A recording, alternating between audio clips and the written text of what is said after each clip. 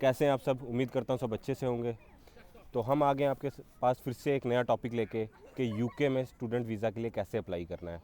सबसे पहले तो फर्स्ट थिंग फर्स्ट आपको आइल्स का एग्ज़ाम देना है, जो एक इंग्लिश लैंग्वेज टेस्ट है, आप सबको पता है। वो दो तरीके से होता है, कंप्यूटर बेस्ड और पेन एंड पेपर बेस्ड।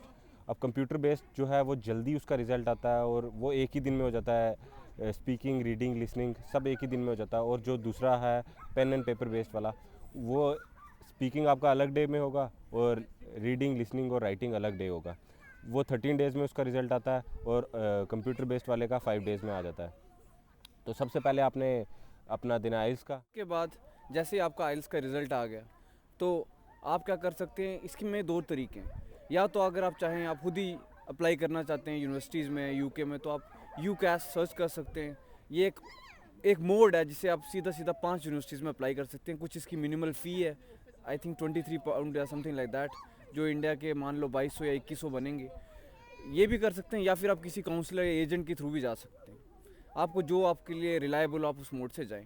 सबसे पहला प्रोसेस में ये होता है कि जैसे ही आपका आइल्स हो गया, उसके बाद आपने क्या करना है कि आपने देखना है कि आपकी आउटर लंदन में रहना है या इनर लंदन में रहना है। अब जाहिर सी बात है, आउटर लंदन जो है उसमें थोड़ा लिविंग एक्सपेंस आपको कम होगा as comparative to inner London.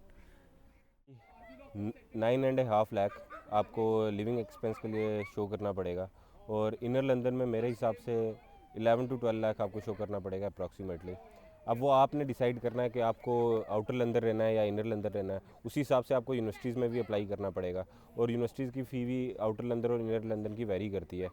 अब वो जिस यूनिवर्सिटी में अप्लाई करेंगे उसी के हिसाब से आपको स्कॉलरशिप भी मिल सकती है अगर आपके मार्क्स अच्छे हैं, या वो यूनिवर्सिटी स्कॉलरशिप देती है तो आपको स्कॉलरशिप भी मिलेगी। अब आपने एरिया चूज़ कर लिया कि आपने कहाँ रहना है। मान लीजिए कि आप आउटर लंदन सेलेक्ट किया या इनर लंदन सेलेक्ट किया है। उसके बाद आपने यूनिवर्सिटीज़ भी देख ली हैं, चाहे आप आउटर लंदन में देख लें, इनर लंदन में देख लें।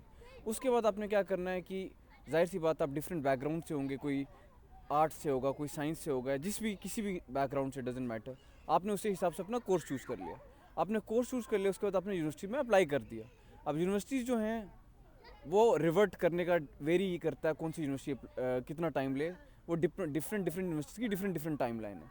वो आपको रिवर्ट करेंगी कि भैया ये चीज़ें हमें चाहिए, तो हम आपकी एप्लीकेशन फॉरवर्ड करेंगे।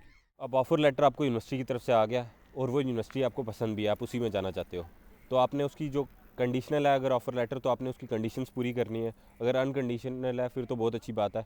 आपने उसी हिसाब से आगे यूनिवर्सिटी की तरफ से आपको मेल आएगा, आपको अनकंडीशनल ऑफ़र लेटर आएगा सबसे पहले। उसमें आपने चेक करनी है आपकी जो डिटेल्स हैं पूरी वो सही हैं, जो आपने उनको डॉक्यूमेंट्स अपलोड करें वो भी सही हैं, वो सब कुछ आएगा। उसके बाद वो आपको कंफर्म करने के लिए बोलेंगे कि आपने ये डिटेल्स कंफर्म करनी है। जब वो आप डिटेल्स कंफर्म कर लोगे तो उसके बाद 2 वीक्स का टाइम लगता है नॉर्मली, तो उसमें आपको आपका आ जाएगा कैश लेटर। कैश लेटर ही सबसे ज़रूरी चीज़ है। कैश लेटर आ गया तो समझो आपका आधा काम हो गया वीज़ा का। अब आपने कंडीशंस पूरी कर ली हैं, आपका कैश आ गया। अब कैश होता है कि एक सर्टिफिकेट ऑफ स्पॉन्सरशिप है कि भैया जो यूनिवर्सिटीज़ हैं जिसमें आपने अप्लाई किया, उस यूनिवर्सिटी ने आपको स्पॉन्सर कर दिया है, और ये वीज़ा के लिए मस्ट रिक्वायरमेंट है। और मेक श्योर करें कि जो आपका कैश में डिटेल्स हैं वो प्रॉपर हों। कैश में क्या होगा कि आपने कितनी फ़ी सबमिट करी है वो भी लिखा होगा, कितनी बचती है वो भी लिखा होगा, टोटल फ़ी जो है वो भी लिखी होगी। तो ये सारी डिटेल्स चेक करें, क्योंकि ये वीज़ा टाइम पे बहुत ज़रूरी है। अब जैसे ही आपका कैश आ गया, उसके बाद आप वीज़ा रेडी हो, लेकिन इससे पहले भी कुछ स्टेप्स हैं जो मैंडेटरी हैं ताकि आपका वीज़ा में कोई रिफ्यूज़ल ना आए। जैसे कि कैश आ गया तो सबसे पहले आप अपना टीबी टेस्ट कराएं।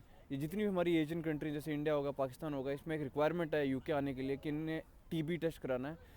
इंडिया में तो 2200 समथिंग लाइक ऐसी अमाउंट है, और पाकिस्तान में भी कोई डिफरेंट अमाउंट होगी, लेकिन ये मस्ट है। और कुछ नहीं है, एक ही दिन में जाएंगे। कुछ रजिस्टर्ड क्लिनिक्स हैं या फिर नर्सिंग होम है या फिर हॉस्पिटल्स हैं जिनमें ये टेस्ट होता है, और यही जो है ये वैलिड है यूके में। तो वहाँ क्या करना है, आपने टेस्ट करवाना है और बस एक सर्टिफिकेट मिलेगा, और एक ही दिन का प्रोसीजर है। अब आपने अपना टीबी का टेस्ट करा लिया है, उसकी रिपोर्ट्स भी ले ली हैं। उसके बाद जो नेक्स्ट स्टेप आएगा वो आ गया आपका आईएचएस, इमिग्रेशन हेल्थ सरचार्ज, यानी कि इंश्योरेंस। अब जितना आपका कोर्स का ड्यूरेशन होगा, जैसे मास्टर्स के लिए 1 साल का होता है और बैचलर्स अगर 3 साल की है तो आपका 3 साल का होगा। उसकी डिफरेंट फ़ीस वेरी करती है, मास्टर्स की अलग है, बैचलर्स की अलग है। उसमें जितना भी आपको कोई भी इधर आके हेल्थ के रिलेटेड कोई भी इशू होता है, कोई इंजरी होती है, कुछ भी होता है, वो सब उसमें कवर्ड रहेगा। तो वो जो ज़रूरी चीज़ उसके बाद करनी है, टीबी के बाद वो आ गया आपका आईएचएस। अब आपने अपना आईएचएस करवा लिया है, उसके बाद जो आपको चीज़ करनी है वो आपकी आ गई बैंक स्टेटमेंट। बैंक स्टेटमेंट तो मेरे हिसाब से आप तब से अपने फंड्स मेंटेन रखें अपने बैंक में जब आप अपनी 50% फ़ी पे करते हैं, उसी टाइम अपने फंड्स जो हैं आप जमा करवा लें, ताकि आपको 28 डेज़ हो जाएं और आपको कोई बाद में परेशानी ना हो वीज़ा अप्लाई करते टाइम, क्योंकि IHS के बाद आप फिर सीधा ही बैंक स्टेटमेंट लेके और अपना वीज़ा अप्लाई कर पाओगे। फाइनल स्टेप है आपका, वो आपने वीज़ा अप्लाई करना है। अब वीज़ा अप्लाई करने के लिए आपके पास 3 ऑप्शंस आते हैं कि अब ये है कि कितने टाइम आपको वीज़ा जल्दी चाहिए। एक है प्रायोरिटी, सुपर प्रायोरिटी और नॉर्मल सर्विस।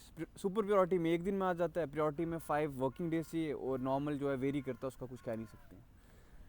अब आपने क्या करना है, जब आपने वीज़ा अप्लाई करना है, आपने डॉक्यूमेंट्स जो हैं वापस से थॉरली चेक करने हैं कि आपका जो कैश है वो हो, उसमें आपकी बैंक स्टेटमेंट एकदम प्रॉपर्ली स्टैम्प्ड हो, साइंड हो, और उसके बाद आपका ऑफ़र लेटर हो, उसमें आपके जितने भी डिग्री ट्रांसक्रिप्ट्स हैं, जितनी भी आपकी जो है रिकॉर्ड है वो प्रॉपरली मेंटेन्ड हो, और बस वीज़ा अप्लाई करें और जिस हिसाब की आपकी सर्विस आपका वीज़ा आ जाएगा और उसके बाद हम आपको यहाँ मिलते हैं।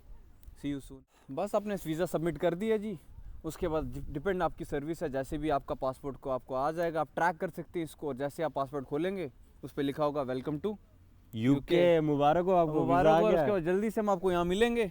और उसके अलावा आपको कुछ भी मसला हो तो आप हमें कांटेक्ट कर सकते हैं, कमेंट सेक्शन में बता सकते हैं। और किसी को भी अगर कोई भी मसला आ रहा हो वीज़ा प्रोसेस करने में तो आप हमें सीधा कांटेक्ट कर सकते हैं, और मेक श्योर करेंगे आपको जितनी हो सके उतनी हेल्प करें। कोई भी इशू हो, खास करके बैंक स्टेटमेंट को लेके, उसमें बहुत सारे इश्यूज आते हैं क्योंकि गलत बना देते हैं। सबसे मेन चक्कर वीज़ा रिफ्यूज़ल का वही होता है, अगर आपकी बैंक स्टेटमेंट सही नहीं है। तो कोई भी इशू हो तो आप जैसे भाई ने बताया हमें इंस्टा पे कांटेक्ट कर सकते हैं, हम अपने इंस्टा के लिंक्स डिस्क्रिप्शन में डाल देंगे। तो उसके बाद पहुँचें यूके, यहीं मुलाकात करेंगे आपसे।